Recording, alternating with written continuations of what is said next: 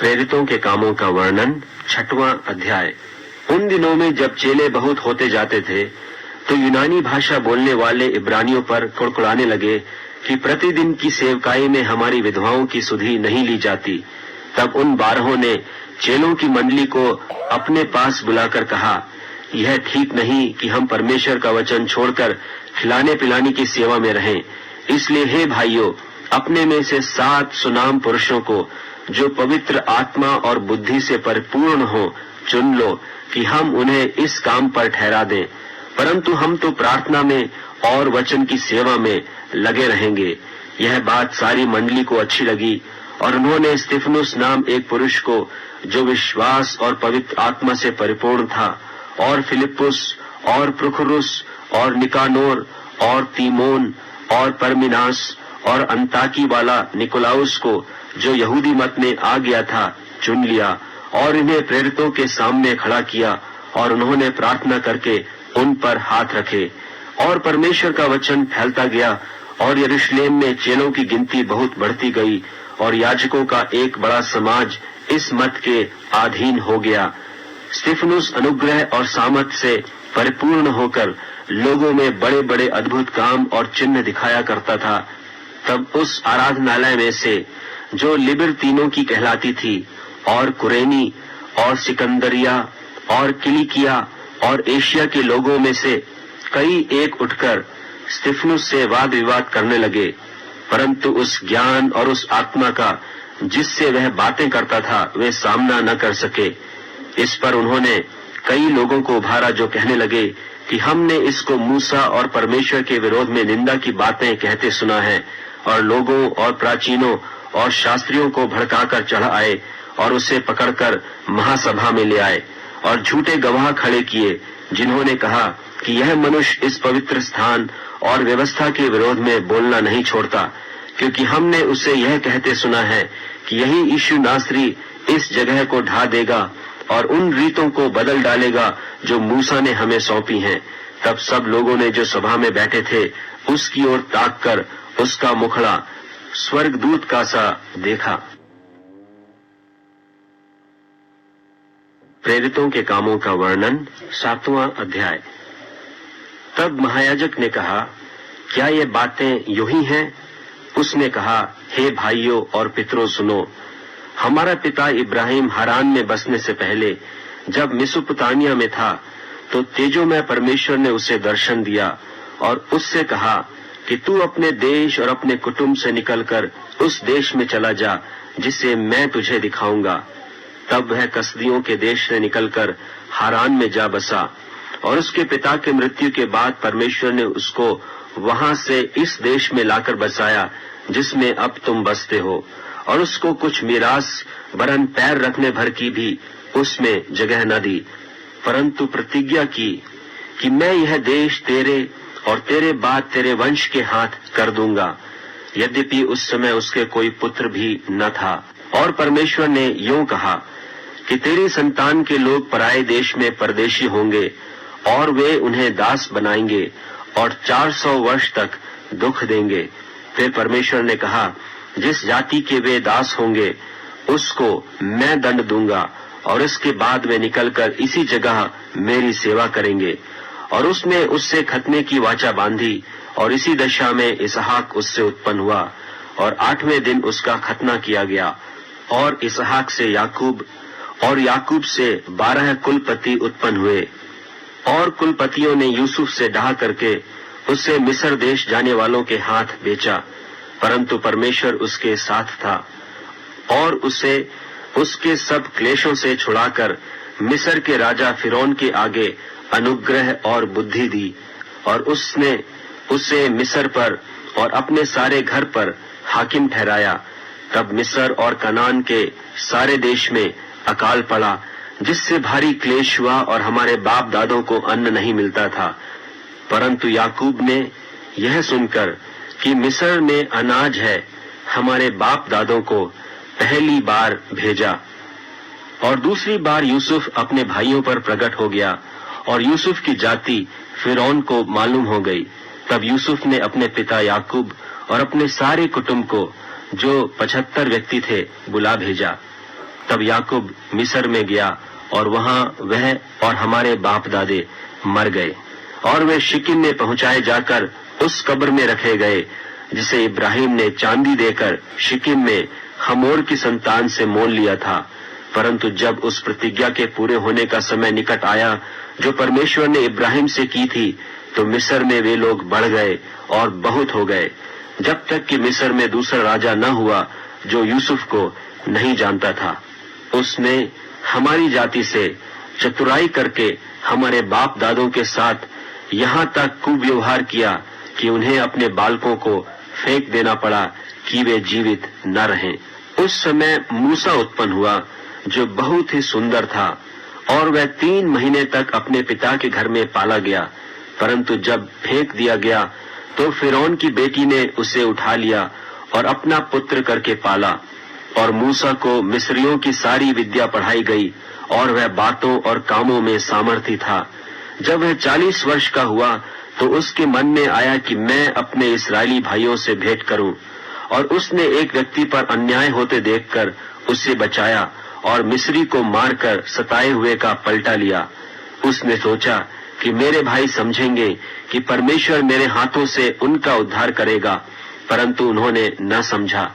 दूसरे दिन जब वे आपस में लड़ रहे थे तो वह वहां आ निकला और यह कह के उन्हें मेल करने के लिए समझाया कि हे पुरुषों, तुम तो भाई भाई हो, एक दूसरे पर क्यों अन्याय करते हो। परंतु जो अपने पड़ोसी पर अन्याय कर रहा था उसने उसे यह कहकर हटा दिया कि तुझे किसने हम पर हाकिम और न्यायी ठहराया है? क्या जिस रीति से तूने कल मिस्री को मार डाला मुझे भी मार डालना चाहता है? यह बात सुनकर मूसा भागा और मिद्यान देश में परदेशी होकर रहने लगा और वहां उसके 2 पुत्र उत्पन्न हुए।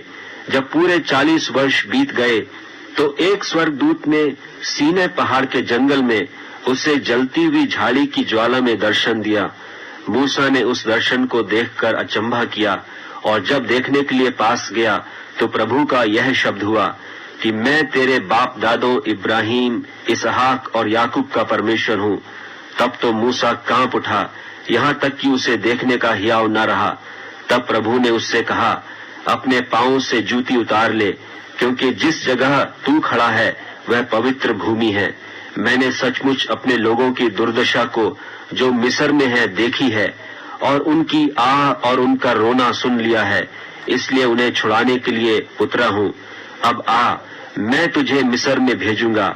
जिस मूसा को उन्होंने यह कहकर नकारा था कि तुझे किसने हम पर हाकिम और न्यायी ठहराया है, उसी को परमेश्वर ने हाकिम और छुड़ाने वाला ठहराकर उस स्वर्गदूत के द्वारा जिसने उसे झाड़ी में दर्शन दिया था भेजा।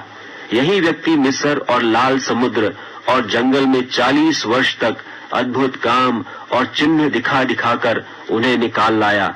यह वही मूसा है जिसने इस्राएलियों से कहा कि परमेश्वर तुम्हारे भाइयों में से तुम्हारे लिए मुझ सा एक भविष्यद्वक्ता उठाएगा। यह वही है जिसने जंगल में कलीसिया के बीच उस स्वर्गदूत के साथ सीनै पहाड़ पर उससे बातें की और हमारे बाप दादों के साथ था। उसी को जीवित वचन मिले कि हम तक पहुंचाए, परंतु हमारे बाप दादों ने उसकी मानना न चाहा, वरन उसे हटाकर अपने मन मिस्र की ओर फेरे। और हारून से कहा, हमारे लिए ऐसे देवता बना जो हमारे आगे आगे चले, क्योंकि यह मूसा जो हमें मिस्र देश से निकाल लाया, हम नहीं जानते उसे क्या हुआ। उन दिनों में उन्होंने एक बछड़ा बनाकर उसकी मूरत के आगे बलि चढ़ाया और अपने हाथों के कामों में मगन होने लगे। सो परमेश्वर ने मुंह मोड़कर उन्हें छोड़ दिया कि आकाश गण पूजे, जैसा भविष्यद्वक्ताओं की पुस्तक में लिखा है कि हे इस्राएल के घराने, क्या तुम जंगल में 40 वर्ष तक पशु बलि और अन्न बलि मुझी को चढ़ाते रहे, और तुम मोलेक के तंबू और रिफान देवता के तारे को लिए फिरते थे, अर्थात उन आकारों को जिन्हें तुमने दंडवत करने के लिए बनाया था। सो मैं तुम्हें बाबुल के परे ले जाकर बसाऊंगा। साक्षी का तंबू जंगल में हमारे बाप दादों के बीच में था, जैसा उसने ठहराया, जिसने मूसा से कहा कि जो आकर तूने देखा है उसके अनुसार इसे बना। उसी तंबू को हमारे बाप दादे पूर्व काल से पाकर यहोशू के साथ यहाँ ले आए, जिस समय कि उन्होंने उन अन्य जातियों का अधिकार पाया जिन्हें परमेश्वर ने हमारे बाप दादों के सामने से निकाल दिया और वह दाऊद के समय तक रहा। उस पर परमेश्वर ने अनुग्रह किया, सो उसने विनती की कि मैं याकूब के परमेश्वर के लिए निवास स्थान ठहराऊं, परंतु सुलेमान ने उसके लिए घर बनाया। परंतु परम प्रधान हाथ के बनाए घरों में नहीं रहता, जैसा कि भविष्यवक्ता ने कहा कि प्रभु कहता है, स्वर्ग मेरा सिंहासन और पृथ्वी मेरे पांव तले की पीढ़ी है। मेरे लिए तुम किस प्रकार का घर बनाओगे और मेरे विश्राम का कौन सा स्थान होगा? क्या ये सब वस्तुएं मेरे हाथ की बनाई नहीं? हे हठीले और मन और कान के खतना रहित लोगों, तुम सदा पवित्र आत्मा का सामना करते हो। जैसा तुम्हारे बाप दादे करते थे वैसे ही तुम भी करते हो। भविष्यद्वक्ताओं में से किसको तुम्हारे बाप दादों ने नहीं सताया, और उन्होंने उस धर्मी के आगमन का पूर्व काल से संदेश देने वालों को मार डाला, और अब तुम भी उसके पकड़वाने वाले और मार डालने वाले हुए। तुमने स्वर्गदूतों के द्वारा ठहराई हुई व्यवस्था तो पाई, परंतु उसका पालन नहीं किया। ये बातें सुनकर वे जल गए और उस पर दांत पीसने लगे, परंतु उसने पवित्र आत्मा से परिपूर्ण होकर स्वर्ग की ओर देखा और परमेश्वर की महिमा को और यीशु को परमेश्वर की दाहिनी ओर खड़ा देखकर कहा, देखो, मैं स्वर्ग को खुला हुआ और मनुष्य के पुत्र को परमेश्वर की दाहिनी ओर खड़ा हुआ देखता हूँ। तब उन्होंने बड़े शब्द से चिल्लाकर कान बंद कर लिए और एक चित्त होकर उस पर झपटे और उसे नगर के बाहर निकालकर पत्थरवाह करने लगे। और गवाहों ने अपने कपड़े शाऊल नाम एक जवान के पांवों के पास उतार रखे, और वे स्तिफनुस को पत्थरवाह करते रहे, और वह यह कहकर प्रार्थना करता रहा कि हे प्रभु यीशु, मेरी आत्मा को ग्रहण कर। फिर घुटने टेककर ऊंचे शब्द से पुकारा, हे प्रभु, यह पाप उन पर मत लगा। और यह कहकर सो गया, और शाऊल उसके वध में सहमत था। प्रेरितों के कामों का वर्णन, 8वां अध्याय। उसी दिन यरूशलेम की कलीसिया पर बड़ा उपद्रव होने लगा, और प्रेरितों को छोड़ सब के सब यहूदिया और सामरिया देशों में तितर बितर हो गए। और भक्तों ने स्तिफनुस को कब्र में रखा और उसके लिए बड़ा विलाप किया। शाऊल कलीसिया को उजाड़ रहा था और घर घर घुसकर पुरुषों और स्त्रियों को घसीट घसीट कर बंदी गृह में डालता था। जो तितर बितर हुए थे वे सुसमाचार सुनाते हुए फिरे, और फिलिप्पुस सामरिया नगर में जाकर लोगों में मसीह का प्रचार करने लगा। और जो बातें फिलिप्पुस ने कही उन्हें लोगों ने सुनकर, और जो चिन्ह वह दिखाता था उन्हें देख देख कर एक चित्त होकर मन लगाया, क्योंकि बहुतों में से अशुद्ध आत्माएं बड़े शब्द से चिल्लाती हुई निकल गईं, और बहुत से झोले के मारे हुए और लंगड़े भी अच्छे किए गए, और उस नगर में बड़ा आनंद हुआ। इससे पहले उस नगर में शमौन नाम एक मनुष्य था, जो टोना करके सामरिया के लोगों को चकित करता और अपने आप को कोई बड़ा पुरुष बनाता था, और सब छोटे से बड़े तक उसे मान कर कहते थे कि यह मनुष्य परमेश्वर की वह शक्ति है जो महान कहलाती है। उसने बहुत दिनों से उन्हें अपने टोने के कामों से चकित कर रखा था, इसीलिए वे उसको बहुत मानते थे। परंतु जब उन्होंने फिलिप्पुस की प्रतीति की, जो परमेश्वर के राज्य और यीशु के नाम का सुसमाचार सुनाता था, तो लोग क्या पुरुष क्या स्त्री बपतिस्मा लेने लगे। तब शमौन ने आप भी प्रतीति की और बपतिस्मा लेकर फिलिप्पुस के साथ रहने लगा, और चिन्ह और बड़े बड़े सामर्थ के काम होते देखकर चकित होता था। जब प्रेरितों ने जो यरूशलेम में थे सुना कि सामरियों ने परमेश्वर का वचन मान लिया है, तो पतरस और यूहन्ना को उनके पास भेजा, और उन्होंने जाकर उनके लिए प्रार्थना की कि पवित्र आत्मा पाएं, क्योंकि वह अब तक उनमें से किसी पर न उतरा था। उन्होंने तो केवल प्रभु यीशु के नाम में बपतिस्मा लिया था। तब उन्होंने उन पर हाथ रखे और उन्होंने पवित्र आत्मा पाया। जब शमौन ने देखा कि प्रेरितों के हाथ रखने से पवित्र आत्मा दिया जाता है, तो उनके पास रुपये लाकर कहा कि यह अधिकार मुझे भी दो कि जिस किसी पर हाथ रखूं वह पवित्र आत्मा पाए।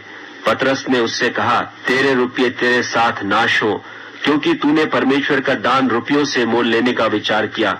इस बात में न तेरा हिस्सा है न बांटा, क्योंकि तेरा मन परमेश्वर के आगे सीधा नहीं, इसलिए अपनी इस बुराई से मन फिराकर प्रभु से प्रार्थना कर। संभव है तेरे मन का विचार क्षमा किया जाए, क्योंकि मैं देखता हूँ कि तू पित्त की सी कड़वाहट और अधर्म के बंधन में पड़ा है। शमौन ने उत्तर दिया कि तुम मेरे लिए प्रभु से प्रार्थना करो कि जो बातें तुमने कही उनमें से कोई मुझ पर न आ पड़े। सो वे गवाही देकर और प्रभु का वचन सुनाकर यरूशलेम को लौट गए और सामरियों के बहुत गांवों में सुसमाचार सुनाते गए। फिर प्रभु के एक स्वर्गदूत ने फिलिप्पुस से कहा, उठकर दक्षिण की ओर उस मार्ग पर जा जो यरूशलेम से अज्जाह को जाता है और जंगल में है। वह उठकर चल दिया और देखो कूश देश का एक मनुष्य आ रहा था जो खोजा और कूशियों की रानी कंदाके का मंत्री और खजांची था और भजन करने को यरूशलेम आया था। और वह अपने रथ पर बैठा हुआ था और यशायाह भविष्यद्वक्ता की पुस्तक पढ़ता हुआ लौटा जा रहा था। तब आत्मा ने फिलिप्पुस से कहा, निकट जाकर इस रथ के साथ हो ले। फिलिप्पुस ने उस ओर दौड़कर उससे यशायाह भविष्यद्वक्ता की पुस्तक पढ़ते हुए सुना और पूछा कि तू जो पढ़ रहा है क्या उसे समझता भी है? उसने कहा, जब तक कोई मुझे न समझाए तो मैं क्यों कर समझूं? और उसने फिलिप्पुस से विनती की कि चढ़कर मेरे पास बैठ। पवित्र शास्त्र का जो अध्याय वह पढ़ रहा था वह यह था कि वह भेड़ की नाई बध होने को पहुंचाया गया और जैसा मेमना अपने ऊन कतरने वालों के सामने चुपचाप रहता है वैसे ही उसने भी अपना मुंह न खोला। उसकी दीनता ने उसका न्याय होने नहीं पाया और उसके समय के लोगों का वर्णन कौन करेगा, क्योंकि पृथ्वी से उसका प्राण उठाया जाता है। इस पर खोजे ने फिलिप्पुस से पूछा, मैं तुझसे विनती करता हूँ, यह बता कि भविष्यद्वक्ता यह किसके विषय में कहता है, अपने या किसी दूसरे के विषय में? तब फिलिप्पुस ने अपना मुंह खोला और इसी शास्त्र से आरंभ करके उसे यीशु का सुसमाचार सुनाया। मार्ग में चलते चलते वे किसी जल की जगह पहुंचे। तब खोजे ने कहा, देख यहाँ जल है, अब मुझे बपतिस्मा लेने में क्या रोक है? फिलिप्पुस ने कहा, यदि तू सारे मन से विश्वास करता है तो हो सकता है। उसने उत्तर दिया, मैं विश्वास करता हूँ कि यीशु मसीह परमेश्वर का पुत्र है। तब उसने रथ खड़ा करने की आज्ञा दी और फिलिप्पुस और खोजा दोनों जल में उतर पड़े और उसने उसे बपतिस्मा दिया। जब वे जल में से निकलकर ऊपर आए तो प्रभु का आत्मा फिलिप्पुस को उठा ले गया।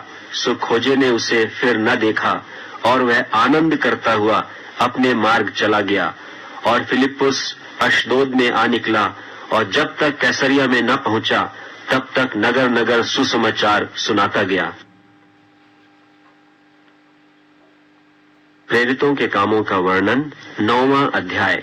और शाऊल जो अब तक प्रभु के चेलों को धमकाने और घात करने की धुन में था, महायाजक के पास गया और उससे दमिश्क की आराधनालयों के नाम पर इस अभिप्राय की चिट्ठियां मांगी कि क्या पुरुष क्या स्त्री जिन्हें वह इस पंथ पर पाए उन्हें बांधकर यरूशलेम में ले आए।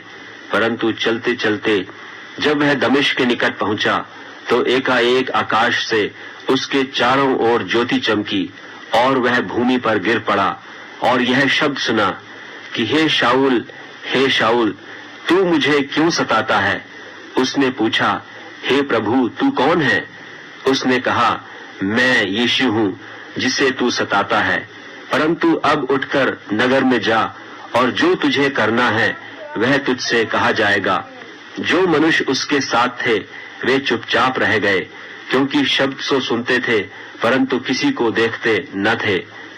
तब शाऊल भूमि पर से उठा, परंतु जब आंखें खोली तो उसे कुछ दिखाई न दिया और वे उसका हाथ पकड़ के दमिश्क में ले गए और वह 3 दिन तक न देख सका और न खाया और न पिया। दमिश्क में हनन्याह नाम एक चेला था। उससे प्रभु ने दर्शन में कहा, हे हनन्याह। उसने कहा, हाँ प्रभु। तब प्रभु ने उससे कहा, उठकर उस गली में जा जो सीधी कहलाती है और यहूदा के घर में शाऊल नाम एक तारसी को पूछ ले, क्योंकि देख वह प्रार्थना कर रहा है। और उसने हनन्याह नाम एक पुरुष को भीतर आते और अपने ऊपर हाथ रखते देखा है ताकि फिर से दृष्टि पाए। हनन्याह ने उत्तर दिया कि हे प्रभु, मैंने इस मनुष्य के विषय में बहुतों से सुना है कि इसने यरूशलेम में तेरे पवित्र लोगों के साथ बड़ी बड़ी बुराइयां की हैं, और यहाँ भी इसको महायाजकों की ओर से अधिकार मिला है कि जो लोग तेरा नाम लेते हैं उन सबको बांध ले। परंतु प्रभु ने उससे कहा कि तू चला जा, क्योंकि यह तो अन्य जातियों और राजाओं और इस्राएलियों के सामने मेरा नाम प्रकट करने के लिए मेरा चुना हुआ पात्र है, और मैं उसे बताऊंगा कि मेरे नाम के लिए उसे कैसा कैसा दुख उठाना पड़ेगा।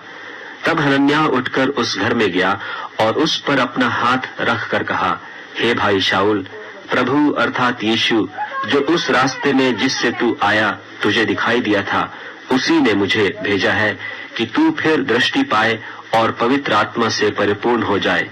और तुरंत उसकी आंखों से छिलके से गिरे और वह देखने लगा, और उठकर बपतिस्मा लिया, फिर भोजन करके बल पाया। और वह कई दिन उन चेलों के साथ रहा जो दमिश्क में थे, और वह तुरंत आराधनालयों में यीशु का प्रचार करने लगा कि वह परमेश्वर का पुत्र है। और सब सुनने वाले चकित होकर कहने लगे, क्या यह वही व्यक्ति नहीं है जो यरूशलेम में उन्हें जो इस नाम को लेते थे नाश करता था, और यहाँ भी इसीलिए आया था कि उन्हें बांधकर महायाजकों के पास ले जाए। परंतु शाऊल और भी सामर्थी होता गया, और इस बात का प्रमाण दे देकर कि मसीह यही है, दमिश्क के रहने वाले यहूदियों का मुंह बंद करता रहा। जब बहुत दिन बीत गए तो यहूदियों ने मिलकर उसके मार डालने की युक्ति निकाली, परंतु उनकी युक्ति शाऊल को मालूम हो गई। वे तो उसके मार डालने के लिए रात दिन फाटकों पर लगे रहे थे, परंतु रात को उसके चेलों ने उसे लेकर टोकरे में बैठाया और शहरपनाह पर से लटकाकर उतार दिया। यरूशलेम में पहुंचकर उसने चेलों के साथ मिल जाने का उपाय किया, परंतु सब उससे डरते थे, क्योंकि उनको प्रतीति न होता था कि वह भी चेला है। परंतु बरनबा उसे अपने साथ प्रेरितों के पास ले जाकर उनसे कहा कि इसने किस रीति से मार्ग में प्रभु को देखा और उसने इससे बातें की। फिर दमिश्क में इसने कैसे हियाव से यीशु के नाम से प्रचार किया। वह उनके साथ यरूशलेम में आता जाता रहा और निधड़क होकर प्रभु के नाम से प्रचार करता था, और यूनानी भाषा बोलने वाले यहूदियों के साथ बातचीत और वाद विवाद करता था। परंतु वे उसके मार डालने का यत्न करने लगे। यह जानकर भाई उसे कैसरिया में ले आए और तरसुस को भेज दिया। सो सारे यहूदिया और गलील और सामरिया में कलीसिया को चैन मिला और उसकी उन्नति होती गई, और वह प्रभु के भय और पवित्र आत्मा की शांति में चलती और बढ़ती जाती थी। और ऐसा हुआ कि पतरस हर जगह फिरता हुआ उन पवित्र लोगों के पास भी पहुंचा जो लुद्दा में रहते थे। वहां उसे एनियास नाम झोले का मारा हुआ एक मनुष्य मिला जो 8 वर्ष से खाट पर पड़ा था। पतरस ने उससे कहा, हे एनियास, यीशु मसीह तुझे चंगा करता है, उठ, अपना बिछौना बिछा। तब वह तुरंत उठ खड़ा हुआ, और लुद्दा और शारोन के सब रहने वाले उसे देखकर प्रभु की ओर फिरे। याफा में तबीता अर्थात दोरकास नाम एक विश्वासिनी रहती थी। वह बहुतेरे भले भले काम और दान किया करती थी। उन्हीं दिनों में वह बीमार होकर मर गई, और उन्होंने उसे नहलाकर अटारी पर रख दिया। और इसलिए कि लुद्दा याफा के निकट था, चेलों ने यह सुनकर कि पतरस वहां है, 2 मनुष्य भेजकर उससे विनती की कि हमारे पास आने में देर न कर।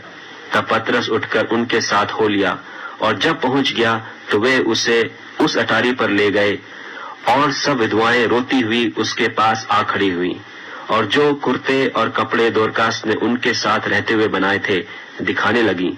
तब पतरस ने सबको बाहर कर दिया और घुटने टेक कर प्रार्थना की, और लोथ की ओर देखकर कहा, हे तबीता, उठ। तब उसने अपनी आंखें खोल दी और पतरस को देखकर उठ बैठी।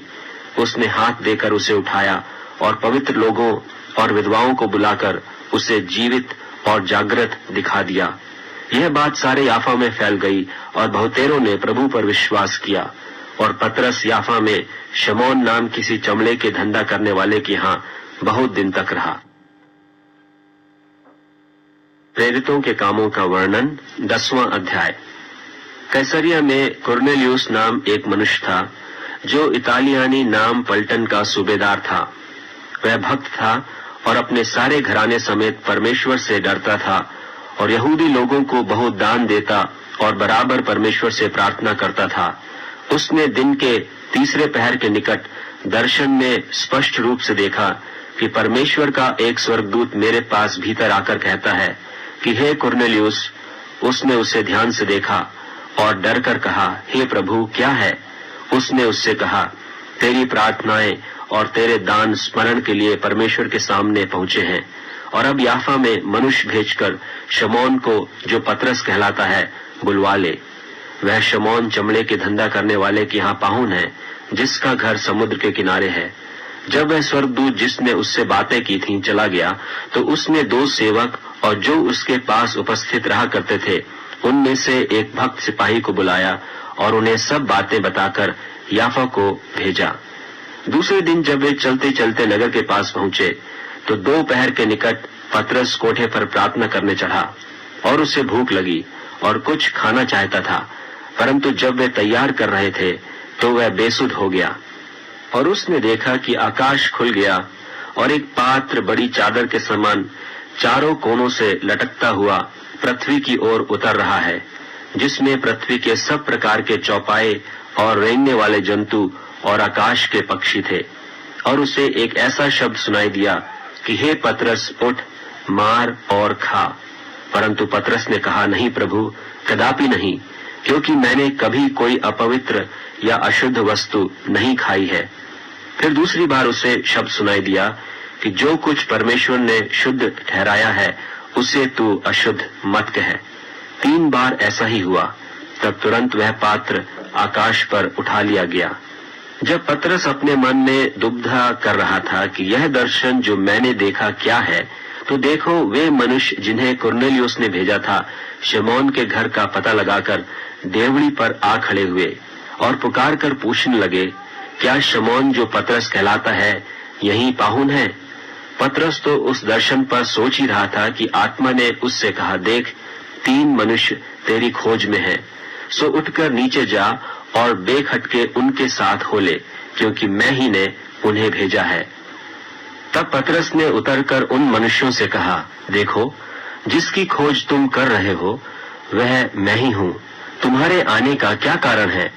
उन्होंने कहा, कुरनेलियुस सूबेदार, जो धर्मी और परमेश्वर से डरने वाला और सारी यहूदी जाति में सुनामी मनुष्य है, उसने एक पवित्र स्वर्गदूत से यह चेतावनी पाई है कि तुझे अपने घर बुलाकर तुझसे वचन सुने।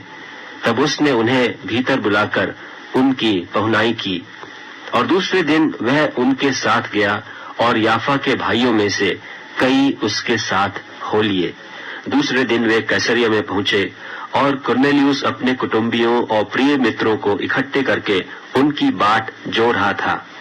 जब पतरस भीतर आ रहा था तो कुरनेलियुस ने उससे भेंट की और पांव पड़ के प्रणाम किया, परंतु पतरस ने उसे उठाकर कहा, खड़ा हो, मैं भी तो मनुष्य हूँ। और उसके साथ बातचीत करता हुआ भीतर गया और बहुत से लोगों को इकट्ठे देखकर उनसे कहा, तुम जानते हो कि अन्य जाति की संगति करना या उसके यहाँ जाना यहूदी के लिए अधर्म है, परंतु परमेश्वर ने मुझे बताया है कि किसी मनुष्य को अपवित्र या अशुद्ध न कहूं। इसीलिए मैं जब बुलाया गया तो बिना कुछ कहे चला आया। अब मैं पूछता हूँ कि मुझे किस काम के लिए बुलाया गया है? कुरनेलियुस ने कहा कि इस घड़ी पूरे 4 दिन हुए कि मैं अपने घर में तीसरे पहर को प्रार्थना कर रहा था कि देखो, एक पुरुष चमकीला वस्त्र पहने हुए मेरे सामने आ खड़ा हुआ और कहने लगा, हे कुरनेलियुस, तेरी प्रार्थना सुन ली गई और तेरे दान परमेश्वर के सामने स्मरण किए गए हैं। इसलिए किसी को याफा भेजकर शमौन को, जो पतरस कहलाता है, बुला। वह समुद्र के किनारे शमौन चमड़े के धंधा करने वाले के घर में पाहुन है। तब मैंने तुरंत तेरे पास लोग भेजे और तूने भला किया जो आ गया। अब हम सब यहाँ परमेश्वर के सामने हैं, ताकि जो कुछ परमेश्वर ने तुझसे कहा है उसे सुने। तब पतरस ने मुंह खोलकर कहा, अब मुझे निश्चय हुआ कि परमेश्वर किसी का पक्ष नहीं करता, वरन हर जाति में जो उससे डरता और धर्म के काम करता है वह उसे भाता है। जो वचन उसने इस्राएलियों के पास भेजा, जबकि उसने यीशु मसीह के द्वारा जो सबका प्रभु है, शांति का सुसमाचार सुनाया। वह बात तुम जानते हो जो यूहन्ना के बपतिस्मा के प्रचार के बाद गलील से आरंभ करके सारे यहूदिया में फैल गई, कि परमेश्वर ने किस रीति से यीशु नासरी को पवित्र आत्मा और सामर्थ से अभिषेक किया। वह भलाई करता और सबको जो शैतान के सताए हुए थे अच्छा करता फिरा, क्योंकि परमेश्वर उसके साथ था। और हम उन सब कामों के गवाह हैं जो उसने यहूदिया के देश और यरूशलेम में भी किए, और उन्होंने उसे काठ पर लटकाकर मार डाला। उसको परमेश्वर ने तीसरे दिन जिलाया और प्रकट भी कर दिया है, सब लोगों को नहीं वरन उन गवाहों को जिन्हें परमेश्वर ने पहले से चुन लिया था, अर्थात हमको, जिन्होंने उसके मरे हुओं में से जी उठने के बाद उसके साथ खाया पिया। और उसने हमें आज्ञा दी कि लोगों में प्रचार करो और गवाही दो कि यह वही है जिसे परमेश्वर ने जीवितों और मरे हुओं का न्यायी ठहराया है। उसकी सब भविष्यद्वक्ता गवाही देते हैं कि जो कोई उस पर विश्वास करेगा उसको उसके नाम के द्वारा पापों की क्षमा मिलेगी। पतरस ये बातें कह ही रहा था कि पवित्र आत्मा वचन के सब सुनने वालों पर उतर आया, और जितने खतना किए हुए विश्वासी पतरस के साथ आए थे वे सब चकित हुए कि अन्य जातियों पर भी पवित्र आत्मा का दान उंडेला गया है, क्योंकि उन्होंने उन्हें भांति भांति की भाषा बोलते और परमेश्वर की बड़ाई करते सुना। इस पर पतरस ने कहा, क्या कोई जल की रोक कर सकता है कि ये बपतिस्मा न पाए जिन्होंने हमारी नाई पवित्र आत्मा पाया है? और उसने आज्ञा दी कि उन्हें यीशु मसीह के नाम में बपतिस्मा दिया जाए। तब उन्होंने उससे विनती की कि कुछ दिन हमारे साथ रहे।